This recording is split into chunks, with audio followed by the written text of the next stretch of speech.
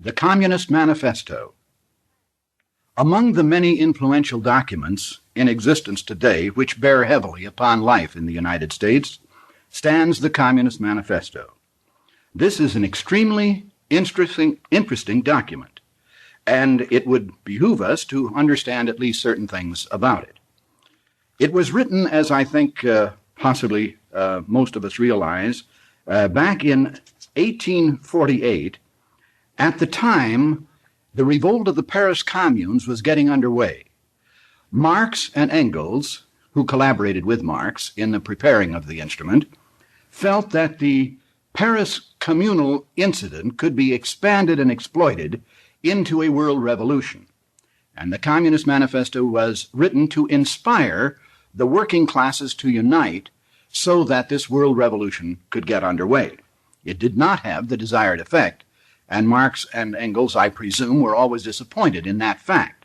Although I don't know that they were disappointed in the document, in many ways the Communist Manifesto is the clearest statement of the communist purpose that Marx ever put on paper. Marx's writing tends to be a little obscure, and although many have hailed him as scientific, I'm happy to note that currently a much better analysis has been provided of Marx because they are beginning to realize that he really was a mystic and not a scientist, although he claimed himself to be scientific. Now, the Communist Manifesto is, in a sense, a little bit like the Declaration of Independence in this one area, and that is, it is intended to set down a cause célèbre, or a casus bellum, as the case may be. It is intended to inspire men. Now, the Declaration of Independence inspires men with the idea that each man has equal rights in a moral sense, and that there is no political power that has rightful control of him, rather that he grants whatever power he chooses to a government, if this is what he wants to do. But of course, each individual is in the dominant position as the Declaration sets it forth. Now, the Communist Manifesto does not say things like that. It says something else entirely, and I think the instrument itself is the best evidence, so let me turn to it and see just what it does say. The Communist Manifesto is separated into four parts. Actually, there's a preamble that is really called the Manifesto, and it's a very brief part, sort of a preamble, and then there are four other parts. The first section devoted to what is called the Bourgeois and Proletarians, in which Marx makes a clear delineation of the difference between the bourgeois, who are the people who own property, notably productive property, and the proletarians, whom, as he sees it, are the workers who own nothing but the shirts on their backs. Then part two deals with proletarians and communists and tries to show the relationship between the proletarian as the working class and the communists who, theoretically, according to Marx, are to be the leaders of the working class. The third part devotes itself to socialist and communist literature and is subdivided to describe different types of socialism as Marx saw it, including petty bourgeois socialism, German or what he calls true socialism, conservative or bourgeois socialism, and critical utopian socialism and communism. You see, all of these are related to particular types of literature then extant. And finally, part four deals with the position of the communists in relation to a world revolution movement. And that's how the instrument divides itself. The important thing for us to realize is what the Communist Manifesto is seeking to do. And just as in the Declaration of Independence, the authors of it were setting down the proposition that we in America were free and of right independent of any government, and that we proposed to separate ourselves from the mother country, so in the Communist Manifesto, the authors are setting down the basic philosophic position that they intend to take.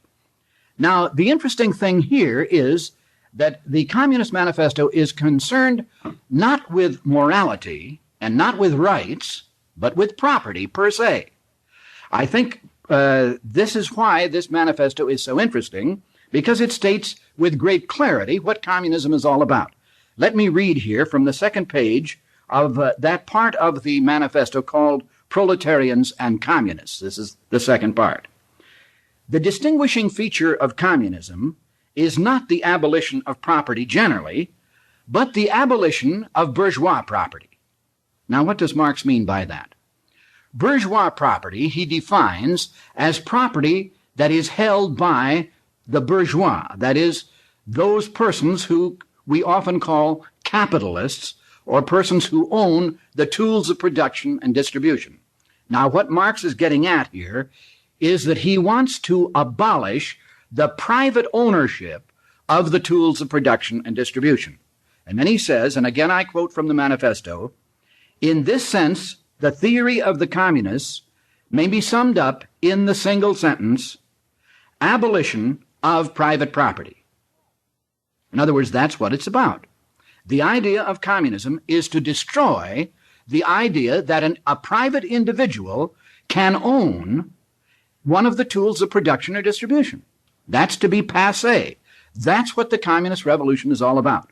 About 2 pages further on, in the same section of the manifesto, this same idea repeats. And again I quote, in one word, you reproach us with intending to do away with your property. Precisely so, that is just what we intend. I think that's clear.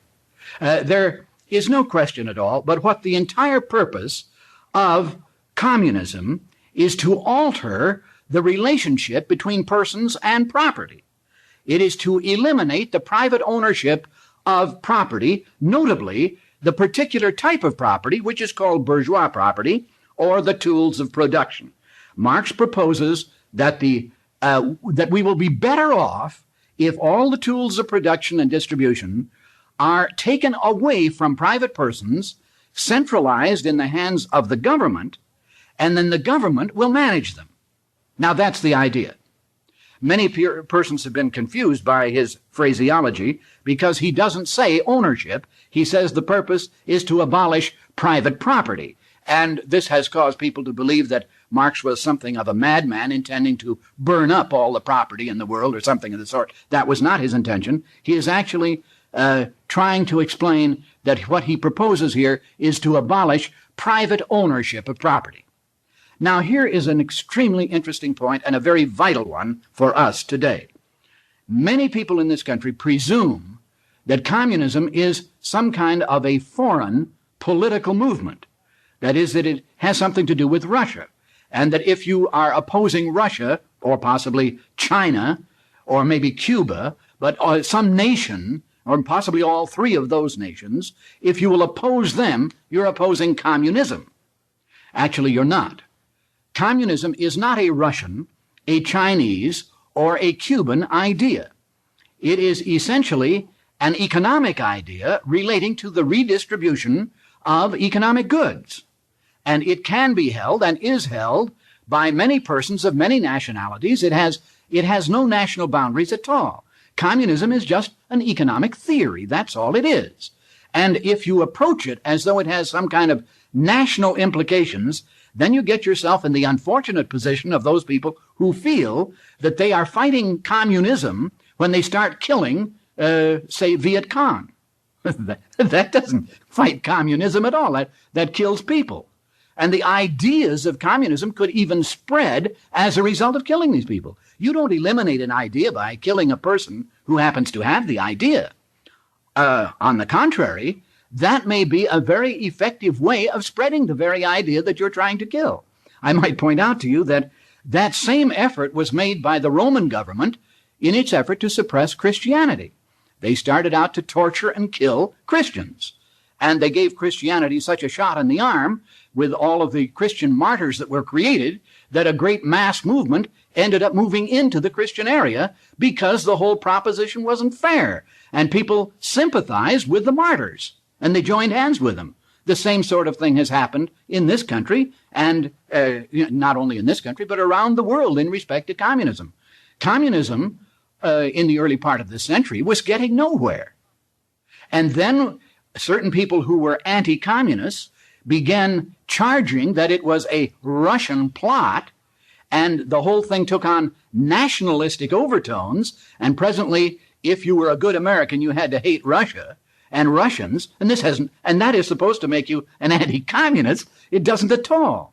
And it could actually take and make a number of martyrs, political victims of sacrifice, who happen to believe in the communist idea, and suddenly then you have many people moving into the area of communism and beginning to believe it and accept it simply because they're sympathetic to the victims of a government that will persecute people for their beliefs.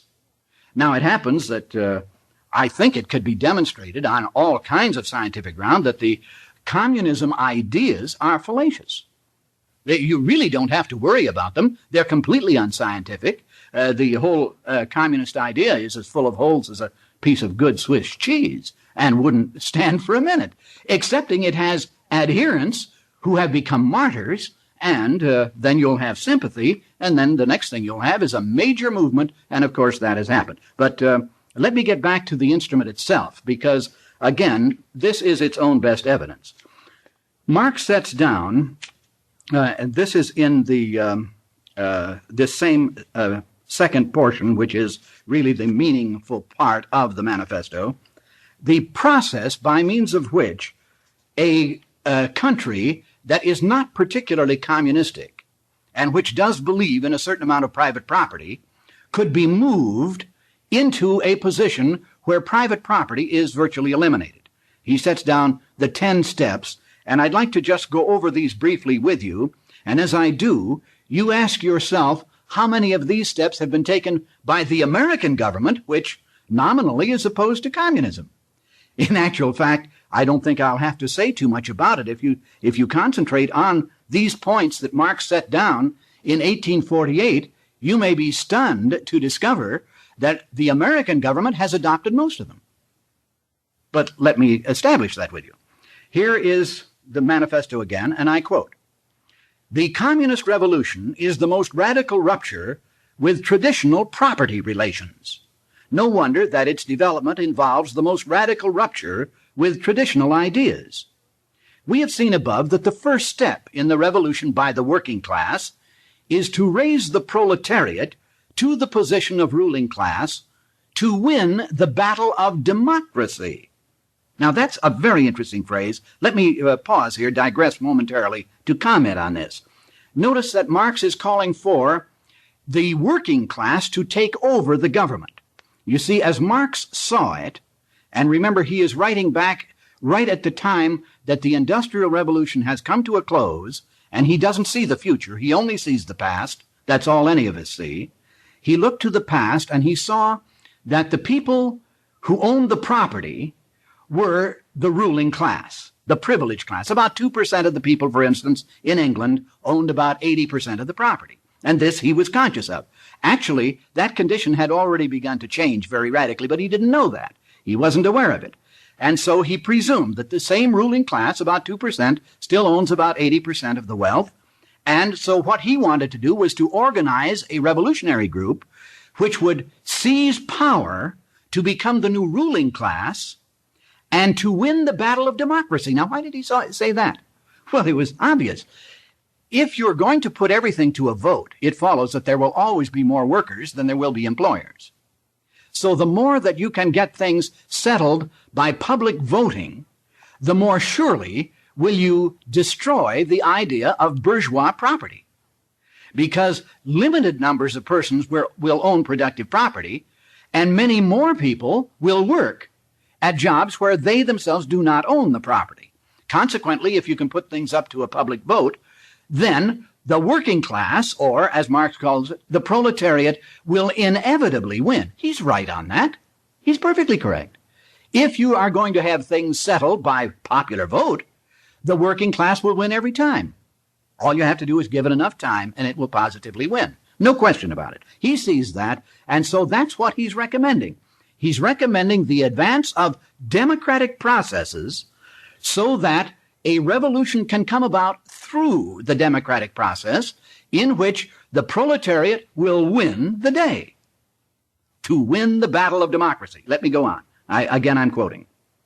The proletariat will use its political supremacy to wrest, that's W-R-E-S-T, to wrest by degrees all capital from the bourgeoisie, to centralize all instruments of production in the hands of the state, i.e. of the proletariat organized as the ruling class, and to increase the total of productive forces as rapidly as possible. Now that's clear. Now let me go to the 10 points. He says, these measures will of course be different in different countries. Nevertheless, in the most advanced countries, the following will be pretty generally applicable. Now here are the 10 steps to be taken, which Marx recommends as a means of destroying private ownership of property and centralizing that property in the hands of the state. Point 1. The abolition of property in land and the application of all rents of land to public purposes. Now let me translate that into modern English. The abolition of all private ownership of land and the application of all income from land to public purposes.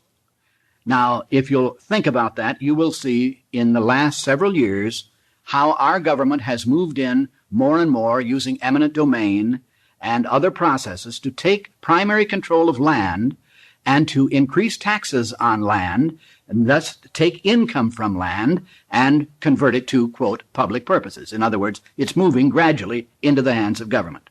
Point number 2, a heavy, progressive, or graduated income tax. Remember, this was written in 1848. Number 3, the abolition of all right of inheritance. Think about it. Number 4, the confiscation of the property of all emigrants, that's people who leave this country, and rebels. That would be people who would rebel. Think about that. 5, the centralization of credit in the hands of the state by means of a national bank with state capital and an exclusive monopoly. If that sounds a little bit like the Federal Reserve System, it might not be coincidental. Number 6, centralization of the means of communication and transport in the hands of the state. If you're keeping up with the news lately, you know how pertinent that is today. 7, extension of factories and instruments of production owned by the state. Let me explain. Extension means the increase in the numbers of. The increase in the numbers of factories and instruments of production owned by the state. In other words, the state is to get into more and more businesses. The bringing into cultivation of waste lands. And the improvement of the soil generally in accordance with the common plan. Well, what's wrong with bringing the cultivation of waste lands and the improvement of the soil generally? Well, nothing is wrong with it. It's simply, there's the implication here that this is to be done by the state. The state is to improve, the state is to take over, and more of the land, you see, will move into the hands of the state, that is, of the new ruling class, which is winning the battle of democracy. This is the workers who are now getting hold of the property. Next, 8, the equal liability of all to labor. In other words, full employment. Everyone will work. They boast in Russia, where they also boast that they have accepted communism, that there is no unemployment. You wouldn't dare. So you have equal liability of all to labor, establishment of industrial armies, especially for agriculture.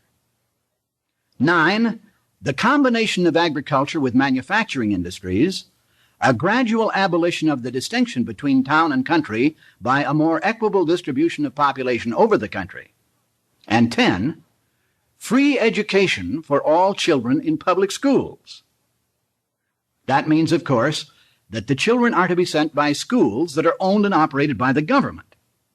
And that means, of course, that the government will inculcate its ideas into the minds of the children and will extrude them looking like so many pieces of hot metal where they've all been simply formed to fit the government pattern. And continuing with point 10, abolition of children's factory labor in its present form, the combination of education with industrial production. In other words, don't teach children to think, teach them to work. See that they get a job and that they work at their job, and that the job, of course, is going to be managed by the government, and that way you combine education with industrial production. Now, those are the 10 points. And I leave it to you to analyze that yourself and to figure out what the effect of that type of thing has been right in this country, where in a very large measure, if you will examine it closely, you will see that we have simply picked that up and run with it, possibly inadvertently, insensibly, and possibly in the minds of many politicians as a good thing. It's something for you to worry about if you want to worry. Let me turn now to point number 4, which is the last part of the manifesto, and this is what it says here. This is the culmination, the summation of the instrument. In short, the communists everywhere support every revolutionary movement against the existing social and political order of things. May I point out that where they use the term social, they mean economic. Socialism is a kind of collectivized economics. This is what they're getting at. So they say a revolutionary movement against the existing social and political order of things. In all these movements, they bring to the front, as the leading question in each, the property question, no matter what its degree of development at the time. Finally, they labor everywhere for the union and agreement of the democratic parties of all countries. The communists disdain to conceal their views and aims. They openly declare that their ends can be attained only by the forcible overthrow of all existing social conditions. Let the ruling classes tremble at a communist revolution. The proletarians have nothing to lose but their chains. They have a world to win. Working men of all countries unite. And that is the close of the manifesto. You'll notice these interesting observations that you should underline. The communists do not propose to abolish government. Many people have been so struck by that word forcible that they imagine that the Communist Party is out to overthrow the government of the United States. In fact, a law has been passed in this country that makes it a criminal act to attempt to overthrow the government of the United States by force and violence. But the communists never said that. What they say is the forcible overthrow of all existing social conditions. And by social conditions, they mean economic conditions. So they are making war on the economy, not on the government, and the whole communist movement is aimed at taking over the government and using it in order to conduct an economic revolution. And that's what it's about. Also, I think it's interesting to note that they say, finally, they labor everywhere for the union and agreement of the democratic parties of all countries.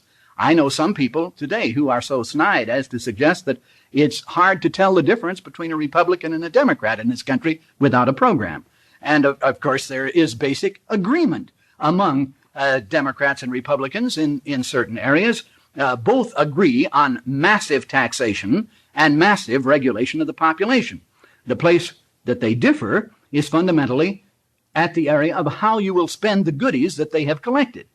The Republicans tend to favor taxing everyone and then spending the money in terms of improvement in school systems and streets and highways and things of this sort, parks, playgrounds.